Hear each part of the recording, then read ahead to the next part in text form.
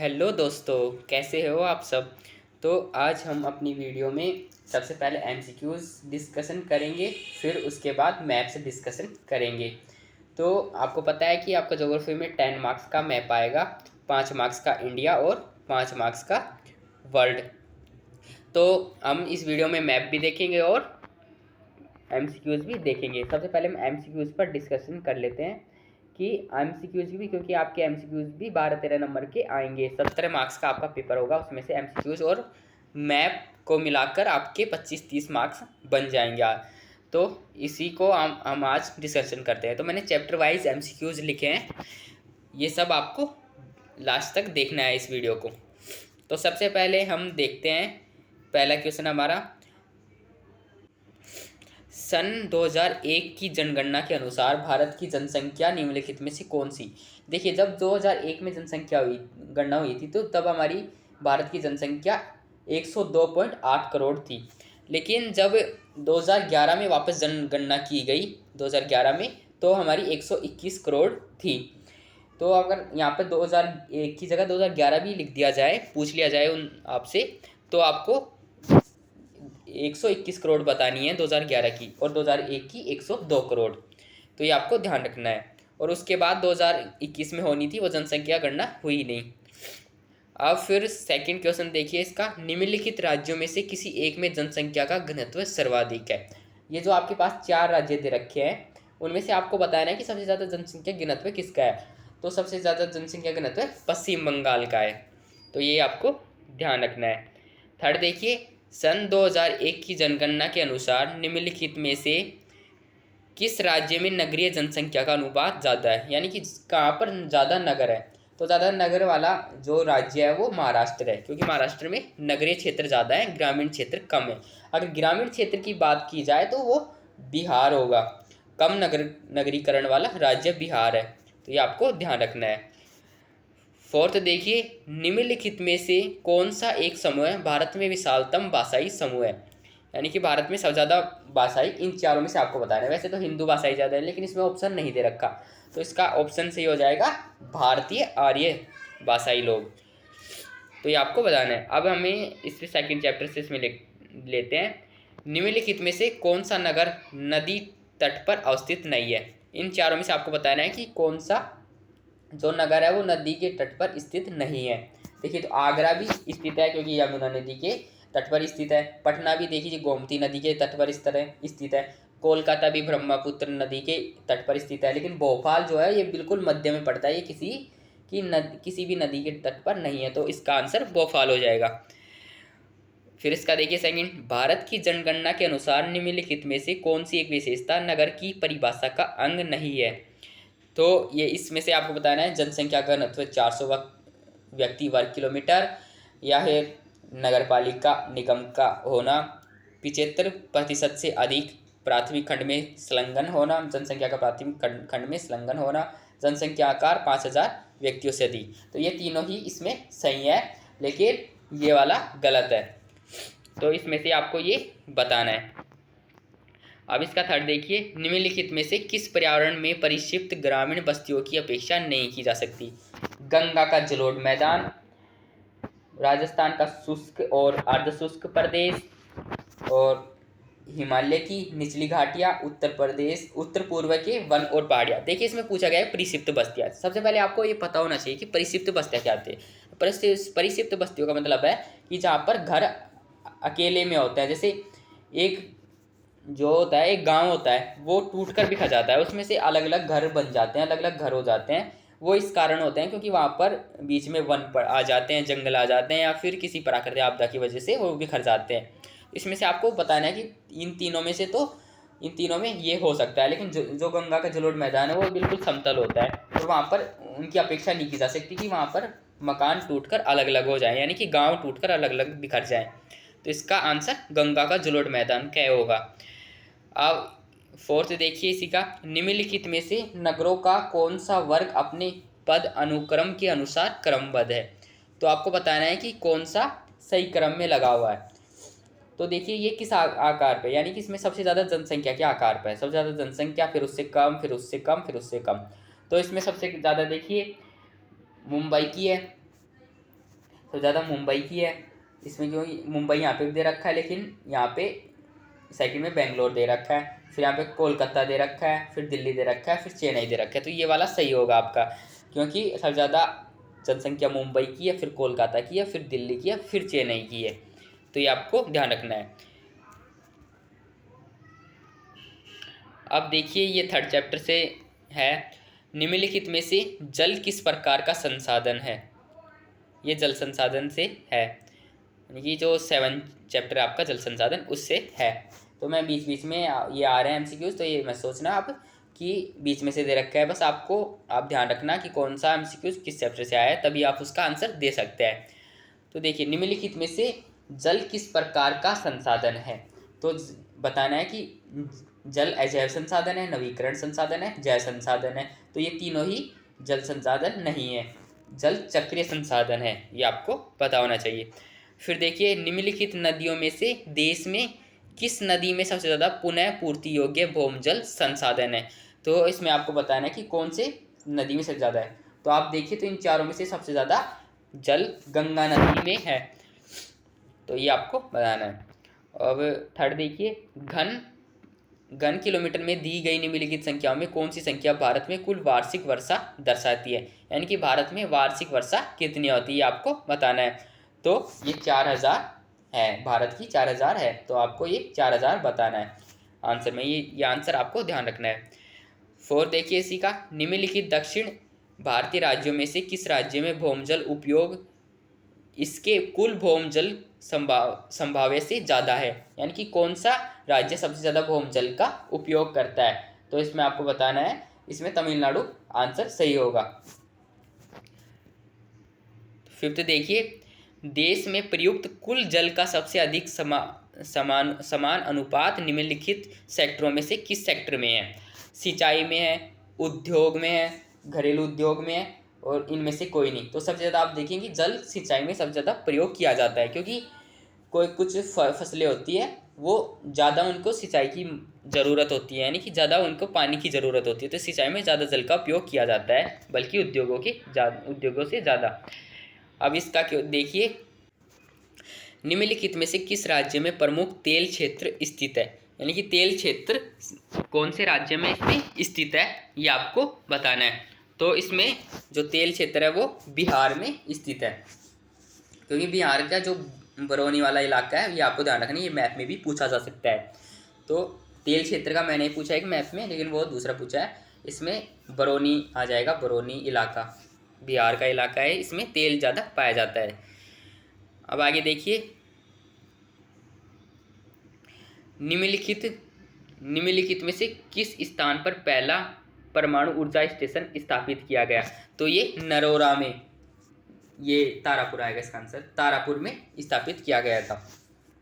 तो अब थर्ड देखिए इसी का, निम्नलिखित में से कौन सा खनिज भूरा हीरा के नाम से जाना जाता है।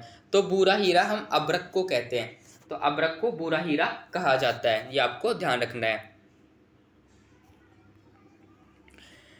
अब देखिए 4th इसी का, निम्नलिखित में से कौन सा ऊर्जा का अनवीकरण स्रोत है, यानी कि इसे वापस हम बदल सकते हैं, यानी कि ये खत्म नहीं होता कोई सा भी। तो इसमें आपको बताना है कि सौर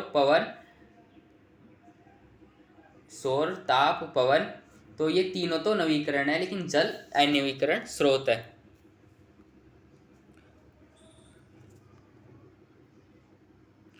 अब देखिए, नीचे दिए गए 4 विकल्पों में से सही उत्तर को चुनिए।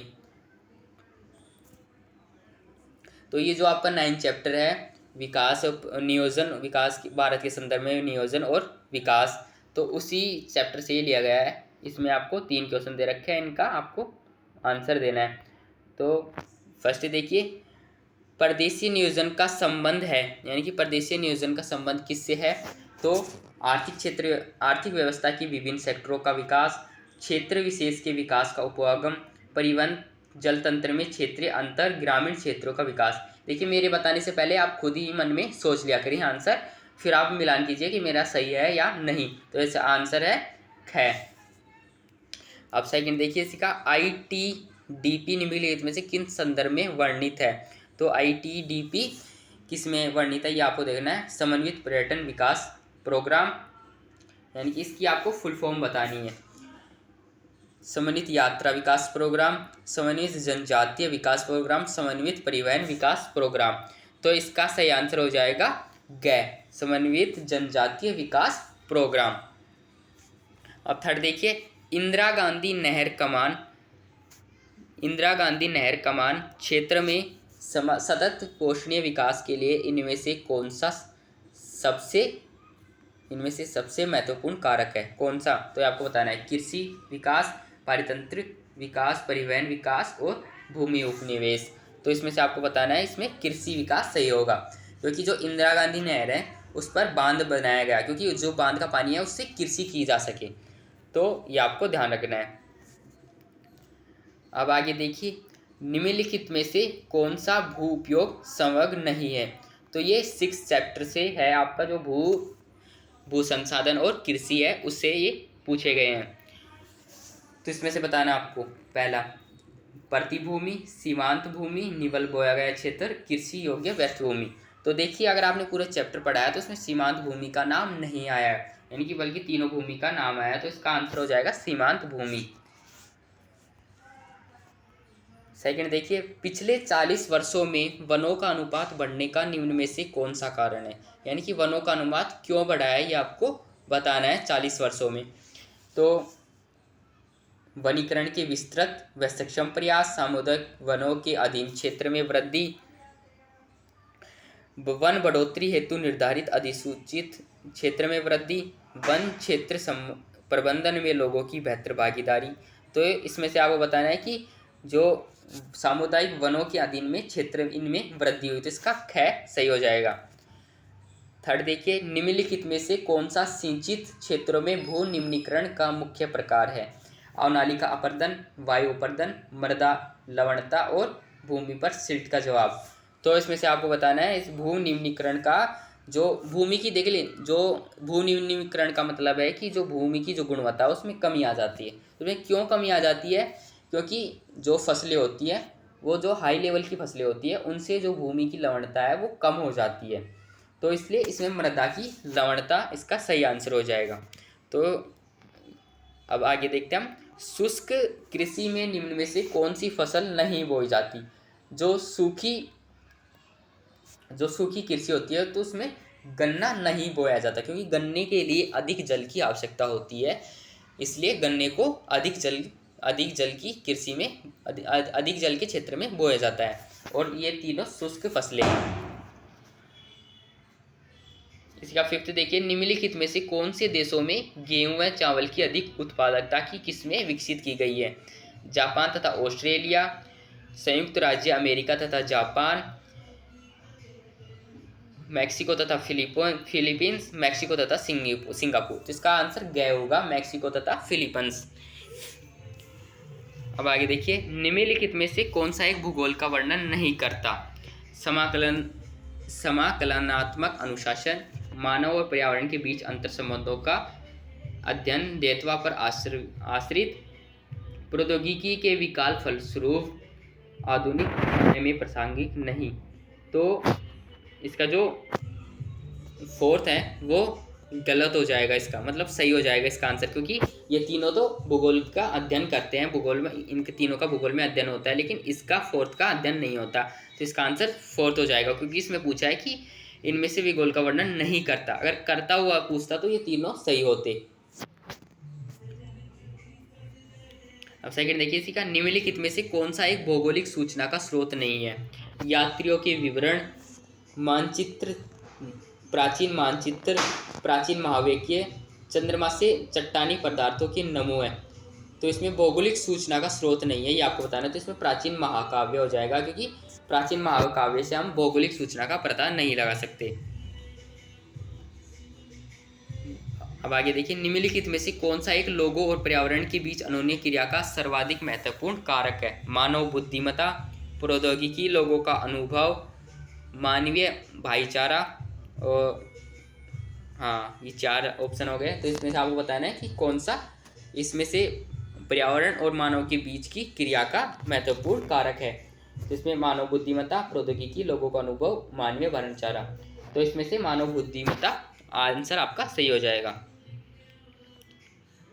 निम्नलिखित में से कौन सा एक मानव भूगोल का उपागमन नहीं है? क्षेत्रीय विभिन्नता, मात्रात्मक क्रांति, स्थानीय संगठन, अन्वेषण और वर्णन। तो इसमें मात्रात्मक क्रांति इसका उपागम नहीं है। अब सेकंड उससे देखिए, सेकंड जो चैप्टर आपका जनसंख्या वितरण वाला सेकंड बुक से, निम्नलिखित में से किस महाद्वीप में जनसंख्या वृद्धि सर्वाधिक है? तो आपको बताना है कि किस में सबसे ज़्यादा जनसंख्या। तो आपको पता है कि एशिया के जो दो देश हैं, चाइना, भारत, इंडोनेशिया, इनमें सबसे ज़्यादा जनसंख्या। तो एशिया महाद्वीप आपका सही हो जाएगा। ये आपको वैसे ही पता होगा अगर आपने चैप्टर नहीं पढ़ा है तो भी। निम्नलिखित में से कौन सा एक विरल जनसंख्या वाला क्षेत्र नहीं है? विरल का मतलब है जहाँ पर जनसंख्या फैली हुई नहीं है। तो इसमें से आपको बताना है कि कौन सा वो क्षेत्र है। तो इसमें हो जाएगा अटाकामा, भूमध्य रेखीय प्रदेश, दक्षिण पूर्वी एशिया, ध्रुवीय प्रदेश। तो ध्रुवीय प्रदेश हो जाएगा क्योंकि ध्रुवीय प्रदेशों पर जनसंख्या बहुत ही कम पाई जाती है। जैसे अंटार्कटिका एक ध्रुवीय प्रदेश से बिल्कुल जनसंख्या नहीं पाई जाती, तो ऐसे ध्रुवीय प्रदेशों पर बहुत कम जनसंख्या पाई जाती है। इसी का देखिए, निम्नलिखित में से कौन सा एक प्रतिकर्ष कारक नहीं है? प्रतिकर्ष कारक कौन सा नहीं है इसमें से आपको ये बताना है। जो लोगों को आकर्षित नहीं करते हैं, मतलब जो लोगों को आकर्षित करते हैं लेकिन इनकी वजह से इन स्थानों को छोड़कर नहीं जाते। तो प्रतिकर्ष कारक आपको बताना है। हमारे दो कारक होते हैं, प्रतिकर्ष और अपकर्ष कारक। तो इनमें से आपको बताना है कि प्रतिकर्ष कारक कौन सा नहीं है। जल अभाव, बेरोजगारी, चिकित्सा शैक्षणिक सुविधाएं, महामारी। तो इसमें से चिकित्सा और शैक्षणिक सुविधाएं हो जाएंगी क्योंकि ये अपकर्ष कारक है। इनसे लोग अपनी इच्छाओं से जाते हैं, लेकिन ये जो तीनों चीज़ें होती हैं इसको छोड़कर इनमें से लोग अपनी इच्छाएं से नहीं जाते, यानी कि जल अभाव हो जाता है तो वो लोगों की मजबूरी होती है वो उस क्षेत्र को छोड़ने से, इसके कारण वो प्रवास करते हैं। बेरोजगारी के कारण भी लोग प्रवास करते हैं ज़्यादा, और महामारी के कारण भी लोग प्रवास करते हैं। अब इसी का फोर देखिए, निम्नलिखित में से कौन सा एक तथ्य सही नहीं है? विगत 500 वर्षों में मानव जनसंख्या 10 गुना से अधिक बढ़ी है। विश्व जनसंख्या में प्रतिवर्ष 8 करोड़ लोग जुड़ जाते हैं। 5 अरब से 6 अरब तक बढ़ने में जनसंख्या को 100 वर्ष लगे। तो ये आंसर आपका ये वाला गलत है, गे वाला। तो ये आपको पता लगाना है क्योंकि जो 5 से 6 अरब जब जनसंख्या हुई थी तो उसमें केवल 12 वर्ष लगे थे, तो इसमें 100 वर्ष गलत दे रखे हैं। आगे देखिए, निम्नलिखित में से कौन सा विकास का सर्वोत्तम वर्णन करता है? आकार में वृद्धि, गुण में धनात्मक परिवर्तन, आकार में स्थिरता, गुण में साधारण परिवर्तन। इसमें गुण में धनात्मक परिवर्तन ये आपका विकास का सर्वोत्तम वर्णन करता है। इसका सेकंड देखिए, मानव विकास की अवधारणा निम्नलिखित में से किस विद्वान की देन है? तो प्रोफेसर अमर्त्य सेन, डॉक्टर महबूब उल हक, एलन सी सैम्पुल और रेडचल। इसमें डॉक्टर महबूब उल हक ये पाकिस्तानी अर्थशास्त्री थे, इन्होंने मानव विकास की सबसे पहले परिभाषा दी थी।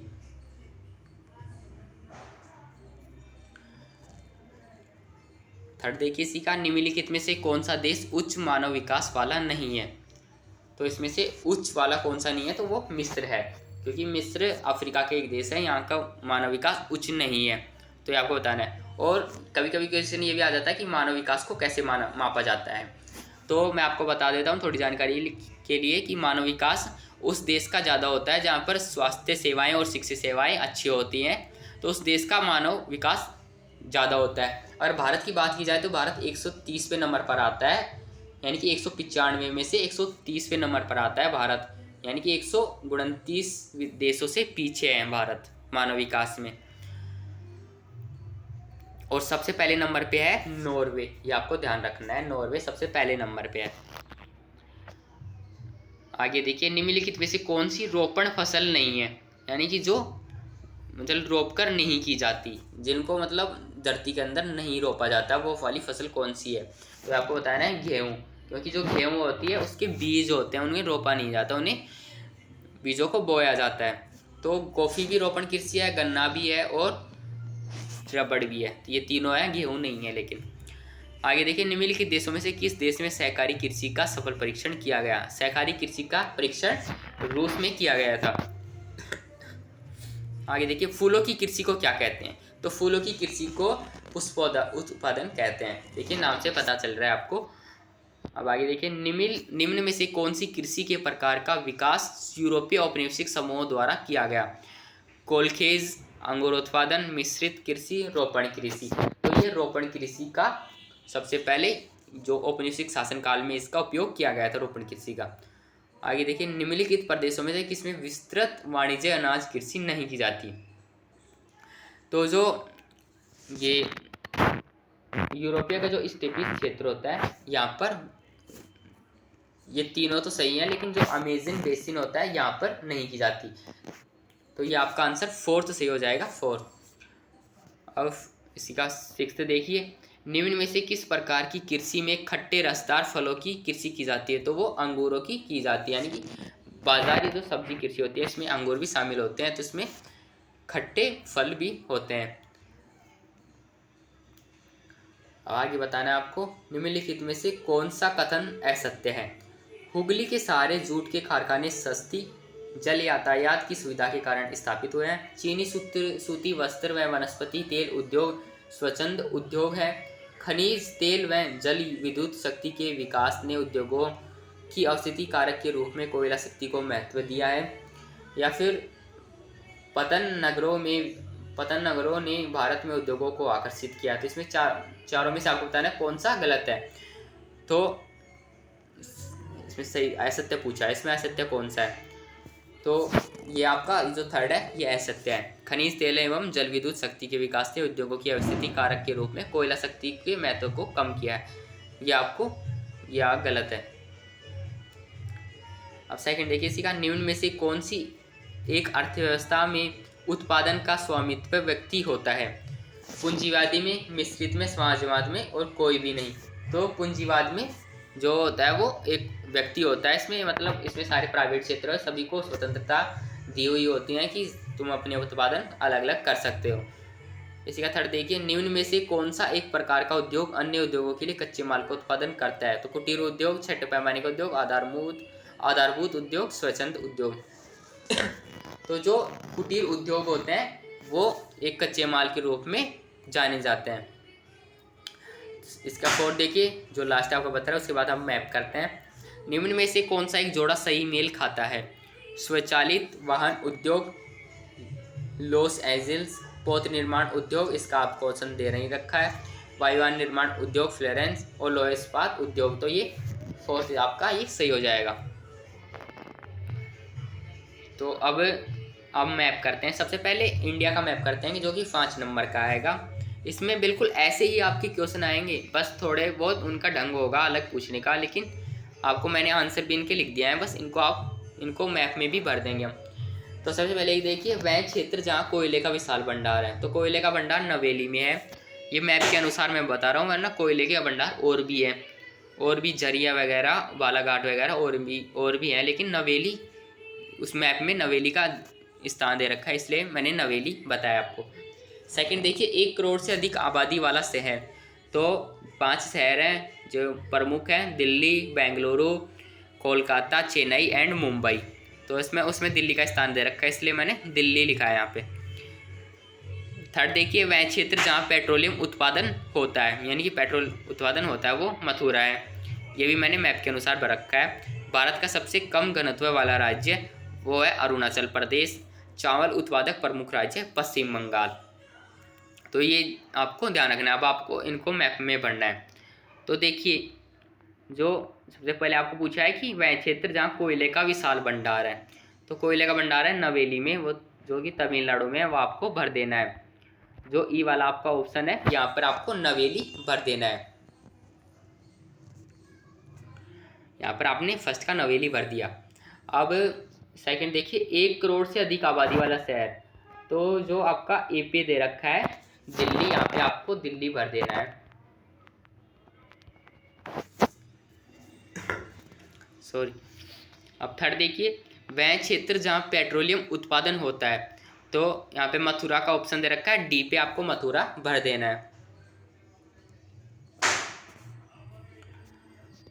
फोर्थ देखिए, भारत का सबसे कम घनत्व वाला राज्य, तो आपको पता है अरुणाचल प्रदेश का घनत्व 17 व्यक्ति प्रति वर्ग किलोमीटर है।